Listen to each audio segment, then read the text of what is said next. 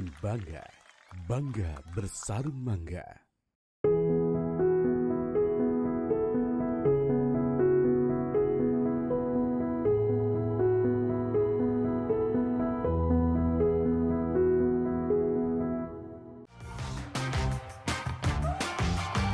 Ini yang bikin bangga, bangga bersarung mangga.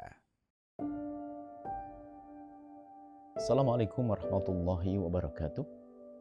Alhamdulillah. Assalamualaikum warahmatullahi wabarakatuh. Alhamdulillah wassalatu wassalamu ala Rasulillah. Habibina Sayyidina Muhammad ibn Abdullah wa ala alihi wa ashabihi wa mawalah amma ba'd. Mari kita merenung sejenak tentang kehidupan kita yang kita yakini bahwa ada kehidupan setelah kehidupan di dunia.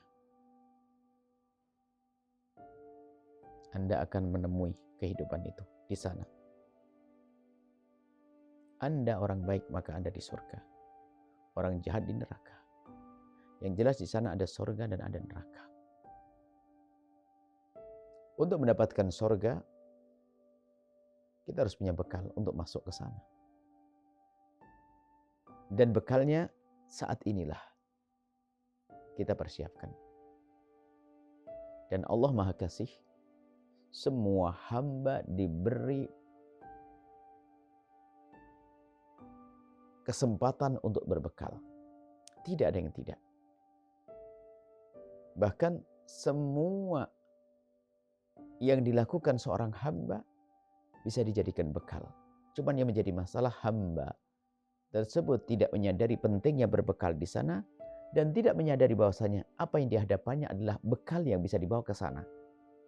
Karena tidak menyadari pentingnya bekal di sana atau tidak sadar atau tidak berpikir atau dia tidak mengerti bahwasanya yang ada padanya adalah bisa dibawa ke sana, karena dia tidak mengerti maka dia tidak menggunakannya. Seandainya dia penuh kesadaran dengan sadar betul akan pentingnya bekal di akhirat nanti, lalu dia mengerti dia punya, pasti akan dihabiskan semua yang dimiliki hanya untuk berbekal di akhirat. Nah, ini perlu membangun kesadaran yang serius.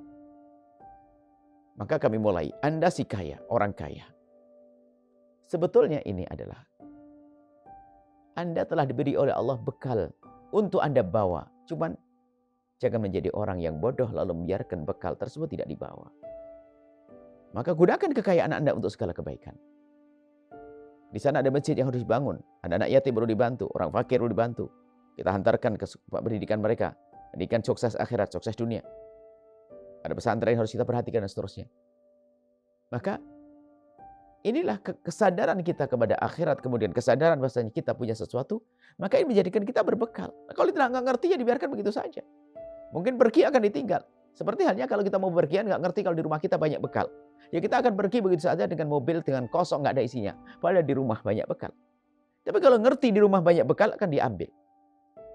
Dibawa. Nah, ternyata semua diberi oleh Allah bekal untuk dibawa. Hanya permasalahannya Anda mau bawa atau tidak. Anda punya jabatan. Ternyata jabatan Anda ini bekal yang Allah berikan kepada Anda untuk menuju kepada keridhaan Allah. Hanya permasalahannya adalah Anda bawa atau tidak bekal Anda. Anda gunakan untuk apa? Tahta. Pangkat yang Anda miliki saat ini. Anda punya jabatan berapa tahun? Anda gunakan untuk apa? Karena Anda cerdas, Anda menjabat 1 tahun jadi apa? Bupati, kepala desa, gubernur, atau bahkan presiden. Saya tidak tahu setelah ini apakah saya akan jadi atau tidak. Sekarang mumpung saya jadi, saya akan gunakan jabatan saya untuk bahagia. Lah ini berbekal. Ngerti, berarti dia ngerti tahta yang ia miliki adalah bisa dijadikan bekal. Lalu, si fakir seolah tidak punya apa-apa. Tidak. Dia juga punya bekal kok. Dengan kesabaran dan ketabahannya. Bahkan bisa jadi karena sudah begitu kenal kepada Allah, dia menganggap kefakiran itu justru karunia. Sehingga dia merasa tidak perlu disibukkan dengan urusan dunia. Bisa jadi semacam itu. Yang jelas kefakiran adalah bagi orang yang paham, bisa menjadi sebab terangkat derajatnya seorang hamba. Biarpun kita tidak boleh minta menjadi orang fakir. Karena Allah mengajarkan kita untuk menjadi orang, Rasulullah mengajari kita untuk menjadi orang kuat. Untuk menjadi orang kuat, tidak merepotkan orang lain. Tapi berbagi, senang membagi, menolong. Dan itu kan perlu kekuatan, kekayaan. Tapi di saat seorang hamba, memang kita tidak boleh minta menjadi fakir, memfakir-fakirkan diri. Kalau ternyata sudah menjadi seorang fakir, tinggal ditingkatkan kesabaran. Fakir sabar. Sabarnya menjadikan sebab diangkat derajatnya. Mengalahkan ibadah orang-orang kaya yang beribadah. Fakir dengan penuh ketabahan. Bukan sudah fakir, nyolong, fakir, mencopet, fakir, berdusta, dan seterusnya. Nasib buruk. Makanya sabarnya seorang fakir dengan syukurnya seorang kaya ini bersaing. Hanya kisah di dunia saja tampak berbeda, di akhirat nanti lihat. Sesuai dengan ketulusan hatinya. Nggak ada lalu nanti yang fakir minder di surga, enggak. Bahkan dia bangga. Bersyukur aku dijadikan orang fakir, lalu dengan fakir aku terangkat derajatku. Nah, si kaya juga sama, bersyukur dengan kekayaannya yang telah digunakan di dunia untuk kebaikan. Maka dari itu berpikirlah Anda. Anda fakir, Anda yang sakit. Bukankah setiap sakit akan ada nilainya di hadapan Allah? Kan begitu. Sehingga kalau orang menyadari tentang apa yang Allah persiapkan padanya tentang bekal, dia akan menggunakan bekal untuk menuju kepada keridhaan Allah. Orang sakit dengan sakitnya, lalu laki-laki dia bersabar. Maka dia mendapatkan kemuliaan di hadapan Allah.